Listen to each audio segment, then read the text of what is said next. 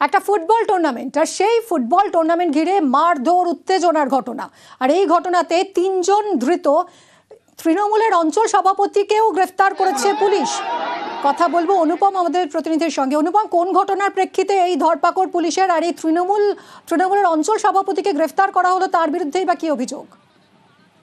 দেখো মিমি, গত পরশু দিন হাসনাবাদের পাটলিকানপুর এলাকায় একটা ফুটবল টুর্নামেন্ট হচ্ছিল। সেই সময় পাটলিকানপুর অঞ্চলের যে অঞ্চল সভাপতি পিন্টু মোল্লার দলের পিন্টু মোল্লার সাথে সেই পাশের গ্রামের যে ফুটবল টিম ছিল তাদের সঙ্গে প্রথমে বাদানুবাদ, তারপরে মারপিট হয় এবং পিন্টু মোল্লা এবং পিন্টু মোল্লার দলের লোকজনের বিরুদ্ধে মারধরের অভিযোগ ওঠে। 5 জন আহত হয়, তার মধ্যে 3 জন আশঙ্কাজনক অবস্থায় হাসপাতালে ভর্তি হয়। এরপর এলাকার মানুষ কিন্তু পিন্টু মোল্লার বিরুদ্ধে রাস্তা অবরোধ করে বিক্ষোভ দেখাতে শুরু করে। এরপর হাসনাবাদ থানার পুলিশ ঘটনাস্থলে গিয়ে পিন্টু মোল্লাকে গ্রেপ্তারে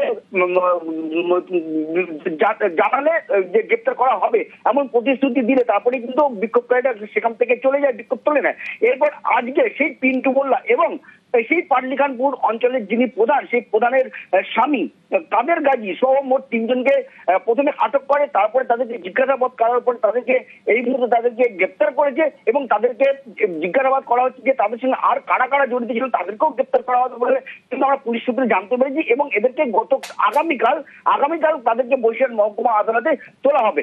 আর এই যে পিন্টু মোল্লাকে গ্রেপ্তার করা হয়েছে, এতে কিন্তু রীতিমতো এলাকায় কিন্তু একটা আনন্দের পরিবেশ তৈরি হয়েছে। তার কারণ পিন্টু মোল্লার বিরুদ্ধে এক না একাধিক অভিযোগ ছিল হাসনাবাদ থানায় এবং এলাকার মানুষ এই পিন্টু মোল্লার বিরুদ্ধে বহু অভিযোগ করছিল বেশ কিছুদিন ধরে, যেমন তৃণমূলের নেতৃত্বের কাছে তেমন হাসনাবাদ থানায়। এরপর পিন্টু মোল্লা আজকে গ্রেপ্তার হওয়ার পরে কিন্তু এলাকায় কিন্তু একটা খুশির পরিবেশ তৈরি হয়েছে।